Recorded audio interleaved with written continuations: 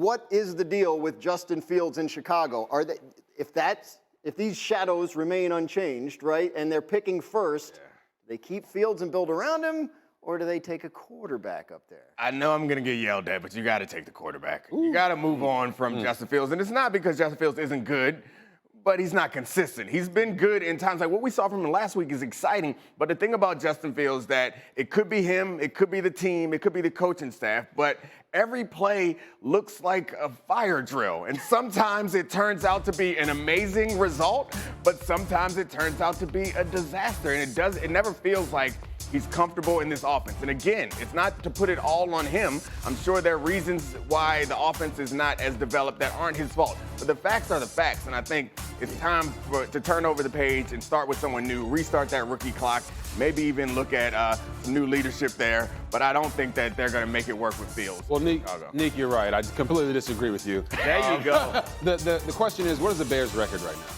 It's 4-8. So if you're going to draft a quarterback, are you trusting this current staff to be able to bring that guy in, whether it's Caleb Williams, Drake May, Michael Penix Jr., Jaden Daniels from LSU, whoever it is? Are you going to trust that staff to be able to build around that guy? So for me, the way I look at it is Justin Fields does have 5 games to prove that he can be the guy in Chicago. He wasn't the reason they necessarily won the game last night, but he also wasn't the reason that they lost. He didn't hurt the team. You look at his average yards per throw, it felt like he was only throwing the ball about 3 yards down the field until that throw to DJ Moore. So for me, I say it's not just Justin Fields who has 5 games to prove it. It's this staff that has 5 games to prove that they can either build around Justin Fields or give the front office or the owner the belief that they can go get a young quarterback and actually help him be successful. Well, let me just help you with the young quarterback thing, right? We had 3 picked pretty high in the draft this year, right? One's on IR, one's 1 in 10, and one's balling. So you got a 33% chance, right? Great odds there, right? So we're gonna go pick this thing up. But they got 2 picks. Yeah. So my issue with the Bears is trade your first pick. How about now we have DJ Moore, we got Justin Fields, now we get 2 first-rounders, 2 second-rounders. Now we build out our entire team. Don't just rely on one guy thinking he's going to come in and be all that. And listen, they got DJ Moore now, right? So you're seeing you put an elite receiver with a guy, can you help him? Bring in another receiver, right? Help this football team get better. And they have a lot of holes, not just at quarterback. I think you stick with Fields, continue to develop them, and move from there. I love that philosophy of building up the team around him, but every now and then a particular player comes through the draft, and there are guys that you can't miss on. So if you see what happened in Carolina, that's in part because they got the wrong guy, because there is a generational talent in that draft and they missed him. So if you then go and pass on these quarterbacks for someone in Justin Fields who we've seen, at least in this situation, it doesn't work, go ahead and pass on if you want to. You're going to lose your job in 11 weeks. But I don't think that Carolina picked the wrong guy. What they ended up doing is they picked the guy that the coach didn't want. That's the reason that you fired Frank Wright and Josh McCown and Deuce Staley all in one fell swoop. I don't think that they missed on the guy. It's just because of C.J. Stroud's success, they're upset about that. The point I was trying to make wasn't that they missed that was the problem. It was that if someone comes in the league that you pass on, and they show that they are good enough to drop in a situation. Where was Mahomes picked? What was Mahomes picked? Mahomes is the 10th pick. Okay. We're getting a little far afield, and we are going to talk more about Carolina. Grab the reins, baby. Later. There you go, bro. Go. I think they should be thinking about the last 5 games of the year. Right now, they're 4-8. They got 5 games for Justin Fields and this coaching staff to prove that they should be trusted to be there next year. That's the bottom line. Because if you're going to go get a quarterback in the draft after a season like they've had this year, how can I trust that you're going to be able to develop that quarterback? So for me, I hope for a Bears fan, if I was a Bears fan, that they finish the year strong and they trade away that first pick so they can continue to build around this roster.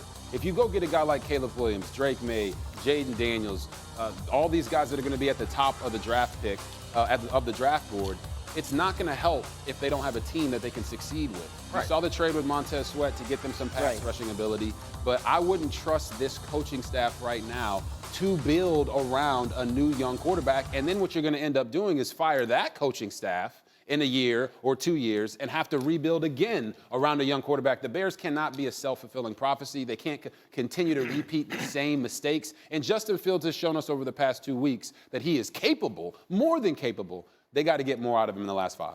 They're in a unique situation. Yes. And I think that the context of the situation matters. Generally, I think I'm with what RG3 is saying there is you're better off assuming that you're not going to get it right with some magical quarterback. You're better off moving back and building up a team around a mediocre quarterback or just any quarterback to come in and have success. However, they're in a unique situation. There are quarterbacks in this draft that are as highly touted as any quarterbacks in recent history. And they also have 2 high first-round picks. Yeah. So I think that they could do both of the things that we want them to do. They could move on and get one of these quarterbacks, likely Caleb Williams, that is projected to be one of the top quarterbacks in football, and also trade the next pick for one of the other high-profile quarterbacks and then build out a roster using that pick. So I think that is probably the smartest move, especially given what you've seen from Justin Fields up to this point. And it's not a criticism of Justin Fields, it's that situation. But that situation has failed Justin Fields, and Justin Fields has failed in that situation. I mean, almost every throw last night at or behind the line of scrimmage, that was a specific game plan, right? Because it was the Vikings. Sure.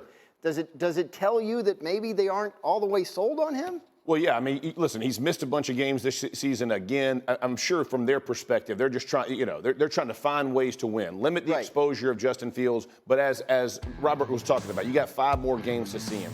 I do not think this is a situation where you go find a plug-and-play quarterback, all of a sudden your team is really good. Exactly. That's the issue. So if I'm them, I'm definitely trading away for more picks. I'm trying to build my roster, and I'm trying to get a better football team in general. I think Justin Fields is just fine to continue to move on from this year to next year. You have the 5th-year option that he'll have to pay. I get all those things. Again, even this season alone, right? You had Bryce Young, you got Stroud, you had Anthony Richardson, who got drafted, I think, 4th in the pick, right? So 2 of the 3, one's went 1-10, one's on IR, one's balling. So you got a 33% chance, right? So as you're looking at this, they don't just solve problems, right? That's not just because you bring a quarterback in does not mean the problem is solved. They have too many holes, and they have a player in DJ Moore they can definitely build around. Yeah. As you're looking at this is a team that could put a lot of weapons in their arsenal. We'll see. Obviously important to note that it's a different front office and coaching staff than the one that was there when Fields was drafted. Right. We'll see what kind of decisions are made regarding that. Yep. Good game or good sign for the Steelers offense. Great sign. There you go. All right. This is week 1 for the Pittsburgh Steelers offense and for Kenny Pickett. And I think that Dan Orlovsky made a point a few weeks ago that he didn't necessarily clarify by saying that they're running plays. They're not running an offense. This time they're running offense, and the way that I would define that is the plays build on each other. Yeah. And attacking the middle of the field, if you're going to be a run-heavy team, which they want to be, you want to then put the linebackers and the safety in conflict by attacking the middle of the field. You see how there's space back there? And what they were doing prior to that is running the ball and then attacking the outside of the field. So the corners are out there like, all right, we don't have to worry about the run. We just worry about the pass. The linebackers and the safeties are like, all right, let's be aggressive to the run because we don't have to worry about the pass. But right now, they're building on each other. You can see that they anticipated, how are you going to react to this play? All right, you're going to do that, so we're going to have this. How are you going to react to that? You do that, then we're going to have this. They didn't score a bunch of points, but that'll come. That's the next level. That'll happen in week 2 of their season. Man. Right. They scored 16 points. But look, even though they were outgained in each of their first 10 games of the year, they're still 7-4. Are they a playoff?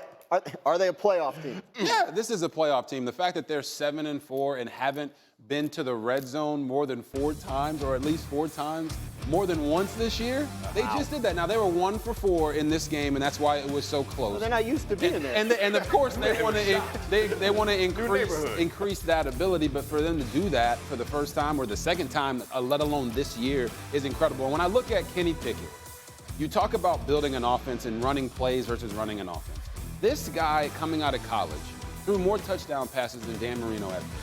He is an accomplished thrower of the football. And what I saw, you saw the Himbo stat that was on the screen, right? 12 of 14 throwing to tight ends. But when you saw him have a plan, get to the back of his drop and the ball's coming out, almost looked eerily reminiscent of Tua Tagovailoa. Getting on that first read, getting the ball out of your hands, being high percentage.